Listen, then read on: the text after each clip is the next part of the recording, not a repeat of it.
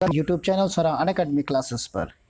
जैसा कि आप देख रहे हैं कि मैं उपस्थित हुआ हूँ नई राष्ट्रीय शिक्षा नीति 2020 को लेकर। इसके कुछ महत्वपूर्ण बिंदुओं पर हम चर्चा करेंगे कि ये इसमें क्या क्या नया है, पिछली जो हमारी राष्ट्रीय शिक्षा नीति थी उसमें और इसमें क्या अंतर है, उस पर भी हम डिस्कशन करेंगे। जो पिछली राष्ट्रीय शिक्षा नीति आई थी वो 1986 में आई थी। राजीव गांधी जी उस समय प्रधानमंत्री थे, उस समय में आई थी। ये उसका स्थान लेगी। करीब 34 साल के बाद नई राष्ट्रीय शिक्षा नीति आपके समक्ष उपलब्ध है, जिसको कैबिनेट ने 29 जुलाई 2020 को मंजूरी दी है। ये किसकी अध्यक्षता में बनाई गई है? ये जो इसरो के साइंटिस्ट हैं कस्तूरी रंगन जी, उनके नेतृत्व में ये बनाई गई, यानी ये अध्यक्ष थे।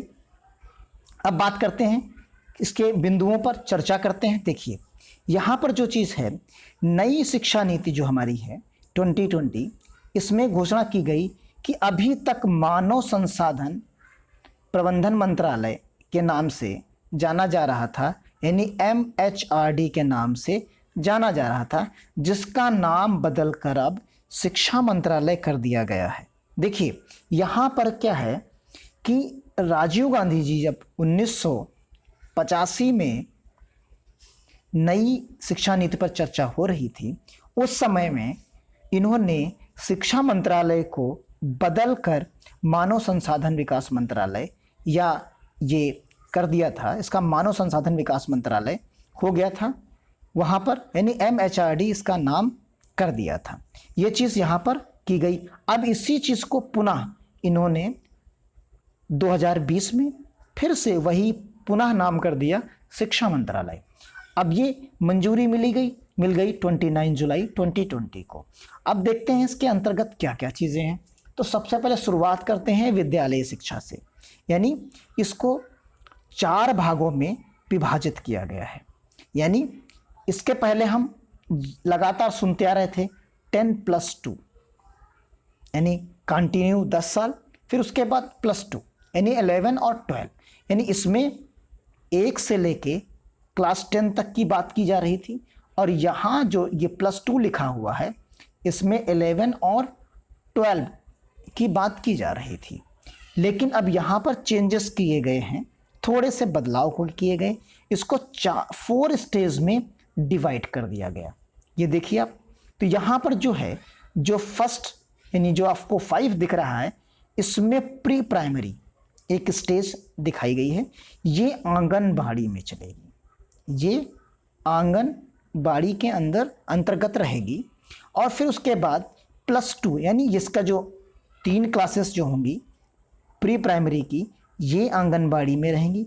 और इसी में 2 कक्षाएं और, यानी क्लास 1 और क्लास 2, यानी कक्षा 1 और कक्षा 2, ये फाउंडेशन स्टेज में आपके रहेंगी। यानी इसके अंतर्गत आपका प्री प्राइमरी में चीज़ें आ जाएंगी। यानी आप देखिए 3 साल प्री प्राइमरी के हो गए और कक्षा 1 और कक्षा 2 इसी के अंतर्गत ले आया गया। तो ये हो गया आपका 5, ये 5 के बारे में हो गया। अब +3 के बारे में अगर हम चर्चा करें, जो सेकंड स्टेज होगी हमारी, उस सेकंड स्टेज में क्या है, देखिए सेकंड स्टेज में जो हमारे में आएगा क्या होगा, उसमें 3 साल का जो स्टेज होगा, उसमें क्लास 3 से लेके क्लास 5 तक होगा। ये थर्ड स्टेज हो गई हमारी। फिर इसके बाद हमारी जो है थर्ड स्टेज आएगी, उसमें क्या हो जाएगा 6 to 8, यानी मिडिल स्टेज उसको कहा जाएगा। जो मिडिल स्टेज हो जाएगा तो इसको हम कहेंगे 6, 7 और 8। एक हो गई प्री प्राइमरी 1 और 2, एक हो गई क्लास 3, 4 हो गई और एक 5 हो गई। एक 3 क्लासेस ये हो गई, 3 क्लासेस ये हो गई। यानी आपका क्या हो गया 5 + 3 और +3, इतनी चीज़ें आपकी हो गई यहाँ क्लास 8 तक।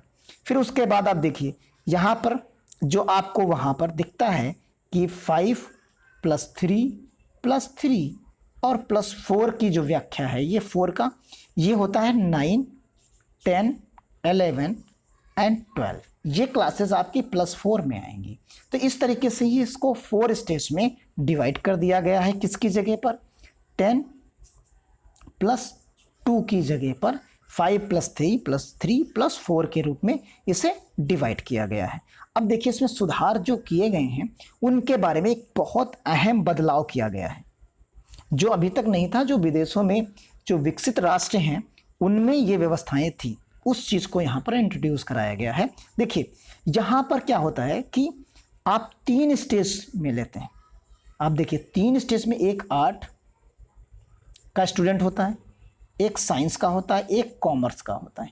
ये 3 पार्ट्स में स्टूडेंट 10th क्लास के बाद, यानी किसके बाद, 10th क्लास के बाद जब वो 11 में आता है, क्लास 11th में, तो उसको 3 पार्ट्स में डिवाइड कर दिया जाता है कि आप आर्ट साइड्स के हैं, आप साइंस के हैं, आप कॉमर्स के हैं।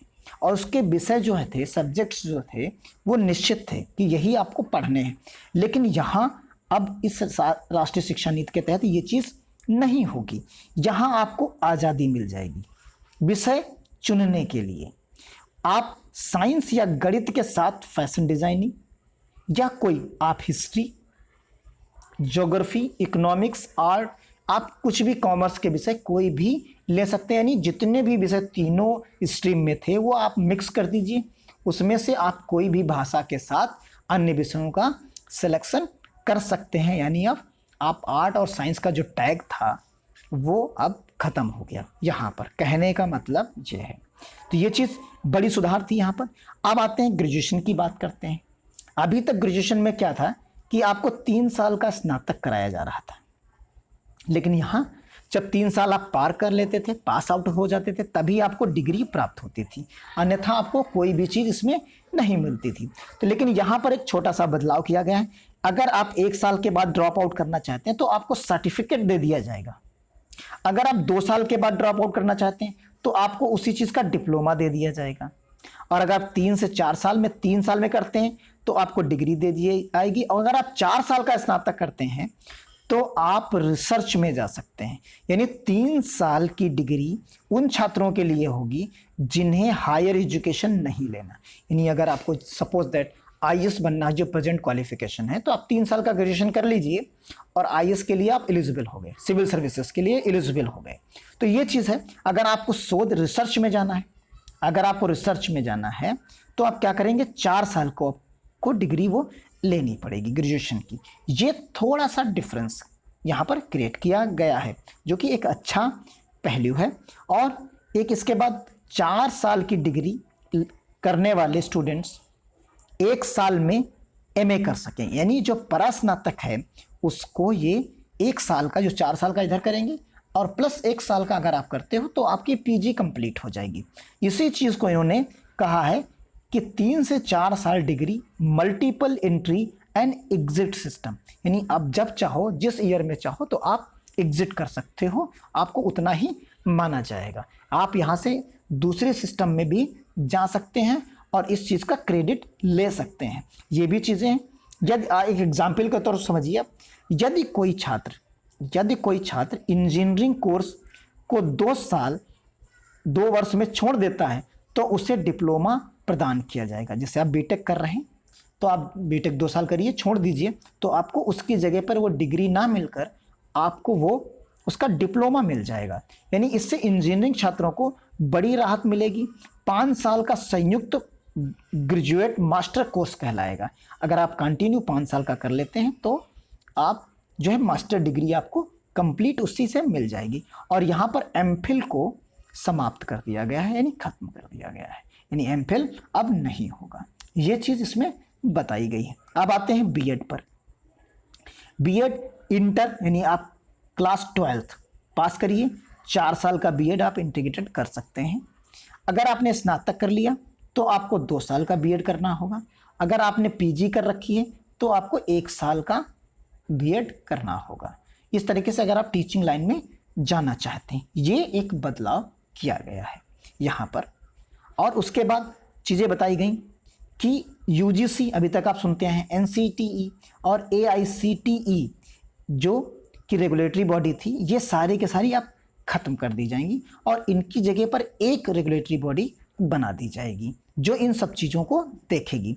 यानी भारतीय उच्च शिक्षा HECI का गठन किया जाएगा, जिसमें मेडिकल और कानूनी शिक्षा नहीं होगी। यानी इस वाले आयोग के, भारतीय उच्च शिक्षा आयोग के जो है हमारा, उसमें मेडिकल और कानूनी शिक्षा यानी लॉ एजुकेशन के बारे में नहीं कहा जाएगा, ये अलग रहेंगे। ये चीज़ आपको समझ में आ गई होगी। अब आते हैं शिक्षक भर्ती से संबंधित। शिक्षक भर्ती में क्या है कि ये प्रभावकारी एवं पारदर्शी तरीके से भर्ती, इसके लिए एक आयोग का गठन किया जाएगा और कक्षा 10 तक पढ़ाने के लिए आपको क्या करना होगा, टीटी अनिवार्य कर दी गई है। और इसके बाद जब परीक्षाएं और आप पास करेंगे तो उसके बाद डेमो यानी आपको टीचिंग करके दिखाना होगा और इंटरव्यू की व्यवस्था होगी, जो कि यहाँ पर एक पहलू ये कह सकते हैं ठीक नहीं लग रहा है, इसमें संशोधन होना चाहिए। तो ये चीज़ें हैं यहाँ पर, आप समझ सकते हैं इन चीज़ों के बारे में। जैसा कि और भाषा की बात रही, तो भाषा जो है कक्षा 5 तक की जो है मातृभाषा में ही शिक्षा उपलब्ध कराई जानी चाहिए। इसके बारे में जो है विस्तृत चर्चा की गई है कि जो एजुकेशन है वो क्लास 5 तक हमें मातृभाषा में ही प्रोवाइड कराई जानी चाहिए, ये चीज़ इसमें कही जा रही है। तो इतनी चीज़ें जो विस्तृत हैं आप तो ये कुछ इन्फॉर्मेशन है जिसकी यहाँ पर हमने चर्चा की है। आप देख सकते हैं कि कुछ बदलाव पिछली वाली जो राष्ट्रीय शिक्षा नीति थी उससे किया गया है यहाँ पर। तो यानी मातृभाषा में क्लास 1 जो क्लास 5 तक है आपको मातृभाषा में एजुकेशन देने की बात कही गई है। अगर संभव हो तो कक्षा 8 तक भी इसमें दिया जाएगा। यानी जो कुछ अहम बदलाव थे उनमें एक चीज़ और है, शिक्षक भर्ती में जो है बदलाव, उसमें कहा गया कि एक सेंट्रल लेवल पर एक बोर्ड का गठन किया जाए और उसमें वही सारी भर्ती प्रक्रिया को संपन्न कराए।